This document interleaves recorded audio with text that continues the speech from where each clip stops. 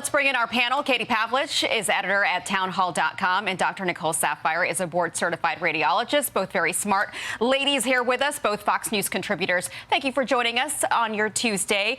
Katie, I'll come to you first because we really don't know, right, what Kamala Harris's policy is yet, because we haven't seen the policy platform. But now we're hearing these whispers that she's going back and forth on this Medicare issue. This is how she felt, and very strongly she felt it in 2019, an exchange with our very own Peter Ducey. How important is it to your health care plan to get rid of private insurance companies? The bottom line and the most important is that everyone have access to health care. That is the goal. I believe it will totally eliminate private insurance. So for people out there who like their insurance, they don't get to keep it? Let's eliminate all of that. Let's move on. Okay, that's a pretty clear stance, but now we're hearing whispers that she might be flip-flopping again. What's going on with this? Well, campaign? Until she says herself from her mouth what her 2024 position is, it's more than fair to assume her position has not changed. Now, she nonchalantly says, let's just get rid of it. Let's move on.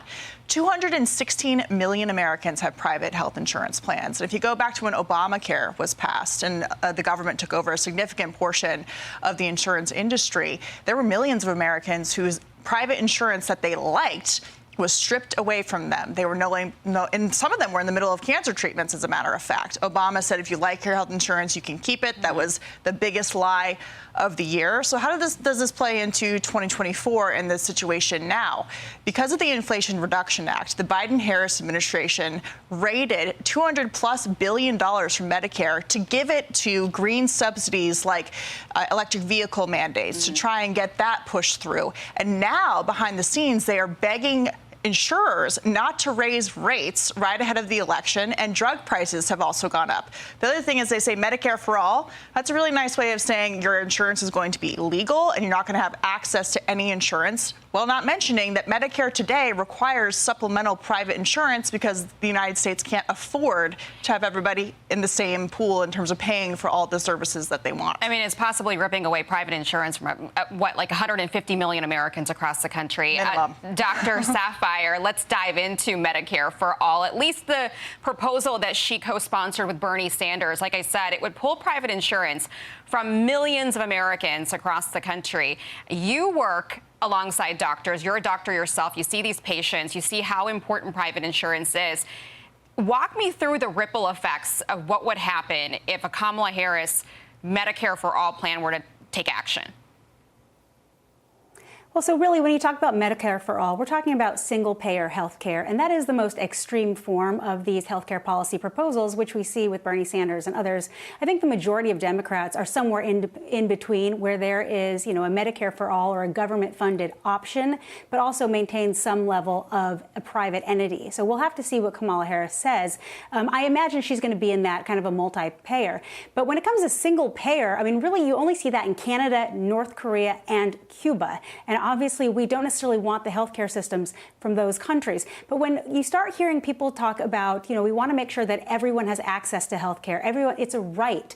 Well, we do want to make sure everyone has access to healthcare, but what does it mean that it's a right? We also want people to have access to food. Some people can't afford food. That doesn't mean that the government should come in and now dictate all control over our food industry. We as a society have decided that we want to make sure we take care of people who don't have access to food. That's why we have subsidies and other programs to make sure that they do. The same goes for healthcare. When it comes to the Harris-Biden administration, all they have done is expanded access. They want to put more people through expanding the ACA, Medicaid, tax credits through the Inflation Reduction Act. President Trump was trying to lower costs and make an inefficient system, which is what we have. It is fraught with complex problems. He was trying to improve it by making increased price transparency, lowering costs of Medicare, Right to Try Act, taking money that's being sent overseas for abortion and others to bring it back here. And so that is why it really takes someone, not a politician, but a business person, to kind of look at this. How can we fix our current healthcare system, which is incredible with the innovation and the progress?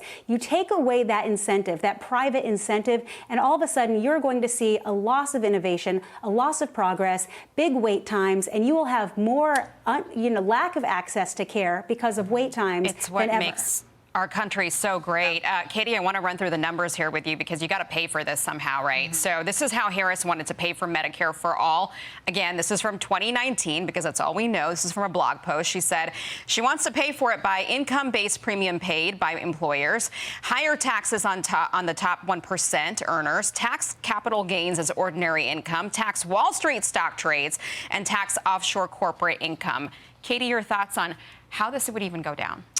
The amount of taxes they would have to implement on job creators, on companies, on private medical institutions would be unaffordable, and it would require a lower standard of care. You've already seen the damage that was done after Obamacare. They don't like to talk about it, but the fact is that doctors retired in droves, meaning there was less care available from people who know what they're doing, and you have the standard of care going down in terms of what you're getting for your money. And so that was a small preview of what will happen if something like this were to occur. Not to mention, people from all over the world come to the United States of America to get their care. They're not going to Cuba. They're not even going to the United Kingdom, who does have the single-payer system, which is failing and also puts people on wait lists when they determine that you are too old or too sick for the care that you want or deserve.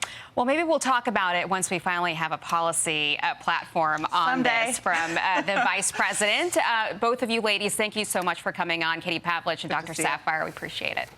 I'm Steve Doocy. I'm Brian Kilmeade. And I'm Ainsley Earhart. And click here to subscribe to the Fox News YouTube page to catch our hottest interviews and most compelling analysis.